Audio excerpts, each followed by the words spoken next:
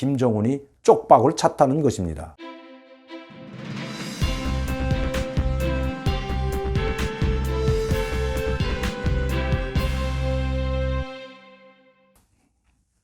안녕하십니까 여러분, 강명도TV 자유조선을 시작하겠습니다. 오늘은 7월 22일 수요일입니다. 참 김정은이 불쌍하게 된 것 같습니다.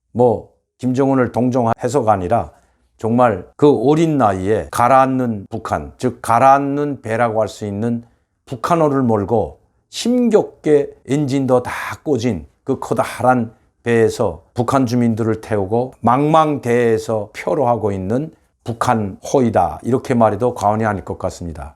다시 말씀드리면 지금 연료도 떨어지고 먹을 것도 떨어지고 물도 떨어지고 돈도 떨어지고 더 이상 배에 아무것도 남아있지 않는 그런 북한을 이끌고 가고 있는 김정은, 망망대해에서 표류하고 있는 처지에 놓였다는 것입니다. 그럼 제가 왜 이런 말씀을 드리는가 하면, 최근에 김정은의 동선이나 행보를 보게 되면 오는 곳 하나 제대로 되지 않아 정말 좌절과 분노에 차서 호통치는 모습을 자주 볼 수가 있습니다. 이번에 당군사위원회 확대회의에서도 간부들을 모아놓고 호통치는 모습 여러분들도 보셨을 겁니다.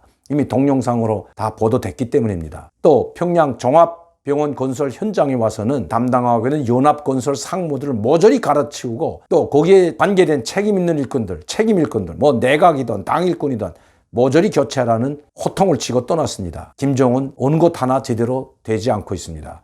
제가 그래서 왜 김정은이 요새 그렇게 좌절과 분노에 차 있는지 알아봤습니다. 다른데 그 원인이 있지 않습니다. 자금이 다 떨어졌기 때문입니다. 여러분, 이번에 연합뉴스에서 발표한 북한의 종제유, 말하자면 이 가솔린과 디젤입니다. 가솔린과 디젤이 없으면 북한의 공장기업수는 모두 올스톱 될 수밖에 없습니다. 북한에 들어가는 약 40만 배럴의 정제하지 않은 원유, 우이지에 있는 화학공장으로 송유관을 통해서 들어갑니다. 그러나 거기서는 가솔린과 디젤이 나오지 않습니다. 디젤과 휘발유는 바로 러시아나 아니면 중동 국가들, 또 중국에서 수입에 의존해 왔습니다. 그런데 1월부터 6월까지 중국에서 들여온 정제유, 휘발유와 디젤이 2,800톤 남아 되나마나 합니다. 연합기업소 한 연합기업소에서 쓸 수 있는, 연합기업소 1년치도 되지 않는다는 것입니다. 한 연합기업소가 써도 모자랄 이 정제유를 수입했다는 것, 그만큼 북한이 난관에 봉착했다는 것입니다.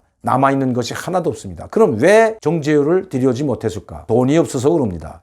중국도 차관식으로 주는 것도 이제는 한계에 부닥쳤습니다. 러시아도 마찬가지입니다. 러시아에서는 작년에만 해도 월 한 4,000톤, 5,000톤에 들어오던 정제유가 금년에 들어와서는 현저하게 줄어들었습니다. 지금까지 러시아에서 들어온 정제유가 약 한 1만 4천 톤에 불과하다고 합니다. 이거는 아마 우리 대기업에서 쓰게 된다면 한 달 정도 분량이 되나 말까 할 겁니다. 그럼 왜 이렇게 북한이 이 지경에까지 되었을까요? 물론 유엔 제재도 있지만 유엔 제재와 함께 이번에 불어닥친 코로나가 북한의 경제를 완전히 파탄 지경에 이르게 했다는 것이 전문가들의 의견입니다. 또 중국에서 들어오는 소식입니다. 북한은 코로나19가 확산되자 제일 먼저 중국과 국경을 모두 봉쇄했습니다.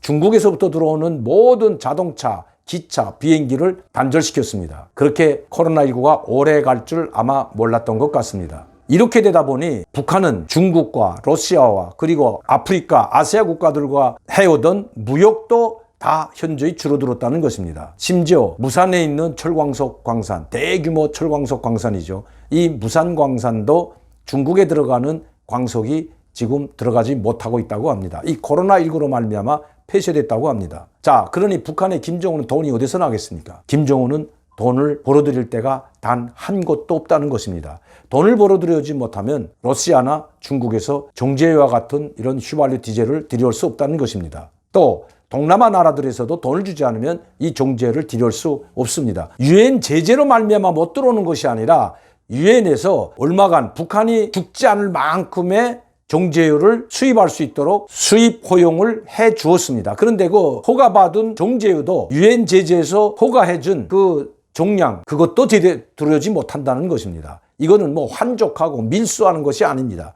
그 초과 분량을 할 때는 밀수하고 환족해서 몰래 들여오지만 지금은 유엔에서 허용하고 있는 범위 내에서조차 들여오지 못한다는 것입니다. 이렇게 북한의 김정은의 통치 자금이 다 말라버렸다는 것입니다. 김정은의 통치 자금은 철광석과 비철금속, 광물자원, 수산자원을 팔아서 들여왔고 이것이 1차 김정은의 비자금으로 들어갑니다. 둘째는 수십만 명이 아프리카, 동남아시아, 중동 그리고 러시아나 중국에 노동자들을 파견했습니다. 이 돈이 1년에 약 3억에서 4억 달러가 됩니다. 이런 노동자들이 모두 철수했습니다. 특히 동남아 나라들, 아프리카, 중동 국가들에 나와 있던 북한의 노동자들이 작년 12월 24일까지의 기간이었습니다. 작년 말부로 모두 철수가 됐고 또 심지어 중국에 몰래 나와서 중국 정부의 무기나에 나와서 활동하던 노동자들과 그리고 무역일꾼들 그리고 기술자들도 코로나19로 말미암아 모조리 불려들여갔습니다. 물론 가지 못하고 있는 사람들도 일부 있습니다만은 대체적으로 다 들어갔습니다. 러시아에서도 마찬가지입니다. 유엔 안보리에 보고해야 되기 때문에 또 유엔 보고해야 될 의무를 가지고 있는 러시아나 중국은 어쩔 수 없이 모두 돌려보내지 않으면 안 되었습니다. 거기에 코로나19가 겹쳤던 것입니다. 그래서 북한은 해외 나가 있던 노동자, 기술자들을 모두 불러들였습니다. 그리고 국경을 모두 폐쇄했습니다. 그러니 1년에 3, 4억 달러 순 현금으로 들어오던 노동자들의 인건비, 정말 이 돈은 현금으로 김정은이의 비자금으로 꼬박꼬박 채워졌던 것입니다. 그런데 지금 약 6개월, 7개월 동안 김정은은 돈 한 푼도 받지 못하고 있습니다. 여기에 좀 전에도 말씀드렸듯이 코로나19가 덮치는 바람에 북한의 모든 무역이 중단됐습니다. 유엔 제재로 인해서 중단된 것이 아니라 유엔에서 허용하고 있는 범위조차도 지금 수출도 못하고 있고 수입도 못하고 있는 상황입니다. 김정은 정말 쪽박찬 신세가 됐습니다. 그러니 그 입에서 호통만 나오고 간부들을 모가지 떼고 붙이고 하는 화풀이 정치를 하고 있다는 것입니다. 공포정치, 화풀이 정치, 그 화를 모두 간부들에게 뒤집어 씌우고 있고 간부들을 목을 치고 있습니다. 그 단적 신뢰가 바로 이만권입니다. 부정부패로 사건으로 이만권을 해임한다고 했습니다. 그리고 김일성 공업당학교 모든 간부들을 모조리 숙청해버렸습니다. 북한 조선노동당 중앙위원회나 당중앙위원회 일꾼들, 당중앙위원회 요원들을 파견하는 것이 바로 김일성 공업당학교를 졸업해야만이 들어갈 수 있는 최고 엘리트 당 학교라고 할 수 있습니다. 이 최고 엘리트 당 학교라고 할 수 있는 이 관계자들, 여기 간부들을 모조리 숙청했을 뿐만 아니라 그 책임을 물어 이만권을 해임한 것 여러분들도 아실 겁니다. 금년 2월에 당중앙위원회 정치국 확대회의에서 공개를 했습니다. 조선노동당 중앙위원회 조직담당 부위원장이며 당 조직부장이었던 이만권을 공식적으로 해임한다는 발표가 있었던 것입니다. 그것도 부정부패와 비리청산이라는 명목하에 해임을 했고 당 학교에 대한 대대적 검열이 진행되었고 거기에 관계자들을 모두 경질했다고 발표한 것이 바로 금년도 2월이었습니다. 그럼 김정은은 왜 이렇게 대대적인 숙청을 저지르고 있을까요? 그것도 부정부패라는 명목을 빌어 숙청하고 있을까요? 바로 돈 때문입니다. 그것도 북한 돈이 아니라 외화 때문이라는 것입니다. 특히 이번 당중앙위원회 비리 촉결을 당중앙위원회에서부터 시작하여 지방도까지 모두 감찰을 내려보내고 검열을 내려보냈다고 합니다. 그리고 지금 지방 당기관들, 권력기관들, 국가보위성사나 도보위기관들, 그리고 인민보안성사나 도보안국까지 모두 권력기관에 대한 감찰 그리고 검열이 시작됐다고 합니다. 그러면 왜 이런 감찰과 검열을 시작할까요? 바로 돈입니다. 그런데 이렇게 숙청이 벌어지자 중앙에 있는 돈을 가지고 있는 권력계층들, 다 권력계층이 지방에 있는 관료들과 연결하고 결탁하여 밀수행위를 통해서 엄청난 많은 돈을 축적했습니다. 그 많은 돈을 축적한 권력계층에 있는 간부들, 특히 그 자녀들이 그 간부들과 가족들, 그리고 권력계층과 결탁된 쫀주, 신흥부자들이라고 하는 쫀주, 이런 사람들이 돈을 쓰지 않고 수면 아래로 숨어들었다고 합니다. 절대 돈을 쓰지 않는다고 합니다. 왜냐하면 돈을 쓰게 되면 국가보위성 요원들과 인민보안성 요원들이 감시하고 있다가 명단을 작성해서 당중앙위원회에 보고한다고 합니다. 즉 김정은에게 보고된다고 합니다. 이렇게 되면 그들은 살아남기가 힘듭니다. 그래서 가택수생을 당하고 해임되거나 총살된 사람들도 있습니다. 그 대표적 신뢰가 바로 호위사령부 정치위원과 그 밑에 정치위원회 수하였던 호위사령부 무역회사 사장 다 총살됐습니다. 호위사령부 정치위원과 무역회사 사장을 비롯한 호위사령부 성원 5명이 총살된 것 제가 언젠가 방송으로 말씀드렸습니다. 이런 사람들은 북한에서 가장 권력 핵심층일 뿐만 아니라 가장 많은 외화를 보유하고 있던 사람들입니다. 쪽박을 찬 김정은은 어떻게 해서라도 외화를 굴고 모으기 위해서 이런 고멸과 감찰을 벌이고 있지만 그들이 모두 숨어버리기 때문에, 즉 돈을 쓰지 않고 있기 때문에 그것도 지지부진하다고 합니다. 특히 지방에 고멸을 내려간 간부들이, 중앙에서 지방으로 내려간 간부들이 지방 토착 간부들과 또 그 쫀주들에게 이용당해서 그들의 비리를 밝혀내기는 고사하고 함께 비리를 저지르고 있다는 것이 북한에서 온 소식입니다. 김정은도 돈이 말라버렸으니 김정은을 받들고 있는 김정은의 측근들과 또 평양의 권력 엘리트 계층들도 생활이 고통스럽기는 마찬가지라는 것입니다. 김정은이 고통스러운데 하물며 평양시의 권력계층도 마찬가지라는 것입니다.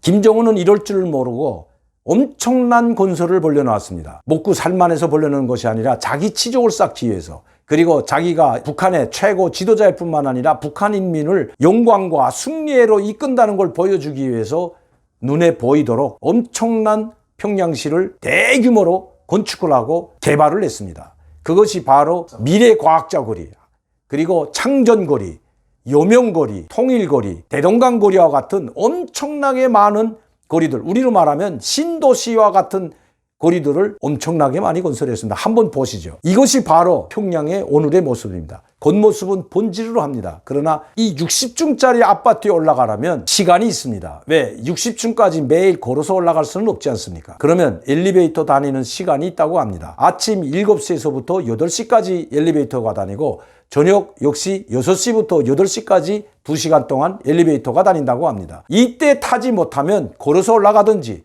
아니면 대동강 유보도에서 자든지 아니면 낮은 층에 있는 친척집에 가서 자든지 도리가 없습니다. 그나마도 여의치 못한 사람들은 60층까지 걸어 올라가야 됩니다. 물이나 제대로 나오겠습니까? 겉만 번지르르한 북한, 속은 통 비었다는 것입니다. 그리고 날림식으로 건설해서, 언젠가 제가 유튜브로 방송을 한 적이 있습니다. 북한의 건설하는 모습이요. 저게 이 북한의 건축 골조가 올라가는 걸 보면, 그 올라가는 건설 모습을 보게 되면 누구도 거기서 살 사람은 대한민국에는 한 명도 없을 겁니다. 한번 보시죠. 저런 아파트 저렇게 짓고 겉에만 미장을 하고 색칠만 한 아파트에서 누가 살려고 하겠습니까? 언제 허물어질지도 모르는 저런 아파트들이 북한인 것입니다. 겉만 번지르르하다는 것입니다. 오히려 간부들은 10층 이상으로 올라가려면 가지 않는다고 합니다. 집을 받지 않는다고 합니다. 그만큼 아파트 환경이 열악하다는 것입니다. 물도 안 나오고 전기도 안 나오고 전기도 없고 엘리베이터도 안 다니는 현실에서 어떻게 살겠습니까? 김정은은 이런 쓸모없는 거리들, 겉만 번지르르한 거리들을 수십 개를 평양에 건설해 놓았습니다. 이것도 모자라 온산 관광특구라고 지금 엄청난 건설을 하고 있는데 한번 보시죠. 뼈대만 올라간 상태에서 중지당한 상태입니다. 자, 그리고 3지연에는 1기 건설을 끝내고 또 2기 건설을 하고 있습니다. 사람들의 주머니를 털어, 북한 인민들의 주머니를 털어서 지금 공사하고 있는 형편입니다. 오죽했으면 김정은이 뻔히 알면서도 평양 종합병원 건설 현장에 나타나서 인민들의 주머니를 털어내고 있다고 간부들을 질책했겠습니까? 자기도 뻔히 알면서 어쩔 수 없이 간부들 모가지 몇 명 치지 않으면 안 되는 상황이기 때문에 그만큼 북한 인민들의 원성이 높아가고 있다는 증거인 것입니다. 김정은은 북한 주민이 굶어 죽던, 경제가 파탄되던 상관없이 지금까지, 특히 문재인 대통령 올라온 이후 3번의 남북 정상회담과 그리고 2번에 걸친 미북 정상회담을 통해서 3년간의 시간을 벌었습니다. 김정은이 이 3년 동안에 한 것이란 호을뿐인 평양시 고리들을 조성하고, 그리고 자기 체제를 지키기 위한 대륙간 신형 탄도 미사일을 개발하고 중단거리 미사일을 고도화시키고 그리고 초정밀화 시킨 것 뿐입니다. 그리고 새로운 전략무기를 계속해서 개발했을 뿐만 아니라 이제는 신형 잠수함까지 건조하고 있는 형편입니다. 여기에 얼마나 막대한 돈이 들어갔겠습니까? 이제 김정은은 통치 자금이 단 한 푼도 남지 않았다고 합니다. 다시 말씀드리면 김정은이 쪽박을 찼다는 것입니다. 쪽박을 찬 김정은. 아무리 북한의 우호적인 인사들이 통일부 장관으로 내정되고 대통령의 외교안보 특보가 돼서 남북교류협력을 부르짖더라도 김정은이 거기에 귀를 기울이지 않는 원인이 바로 여기에 있는 것입니다. 통일부 내정자인 이인영 내정자가 이야기하듯이 개별 관광을 실행하고 식량을 지원해 준다고 해서, 얼마간의 북한에 식량을 지원해 준다고 해서 김정은의 돈주머니가 불어나는 것은 결코 아닙니다. 또 임종석 특보가 이야기했듯이 남북한 60개 도시가 자매결연 맺고 MOU를 체결하고 남북교류 협력이 된다고 해서 김정은의 돈주머니가 채워지는 것은 아니기 때문입니다. 김정은은 그것을 바라는 것이 결코 아닙니다. 대량으로 돈이 들어올 수 있는, 즉 대량으로 북한에 외화가 들어올 수 있는 길을 열라고 문재인 대통령과 우리 정부를 압박하고 있는 것입니다. 그것은 바로 전면적인 개방인 것입니다. 금강산 관광 전면 개방, 개성공단 전면 재가동인 것입니다. 그리고 남북한의 광물자원과 수산자원의 자유로운 무역관계입니다. 이런 것을 풀지 않는 한 아무리 듣기 좋은 말을 해도 김정은은 문재인 대통령의 전사들에게 귀를 기울이지 않을 것이라는 것입니다. 쪽박을 찬 김정은 다음 행보가 주목됩니다. 오늘도 강명도TV 자유조선을 시청해 주신 여러분들께 진심으로 감사를 드립니다. 여러분들의 소중한 지원이 또 그리고 여러분의 소중한 후원과 그리고 자율 구독료가 좋은 정보를 여러분들께 알려드릴 수가 있는 것입니다. 항상 저를 격려해 주시고 후원해 주시는 시청자 팬 여러분들께 진심으로 감사를 드립니다. 그리고 이 강명도TV 유튜브 채널이 많은 분들에게 전파될 수 있도록 여러분들의 협조를 부탁드립니다. 감사합니다.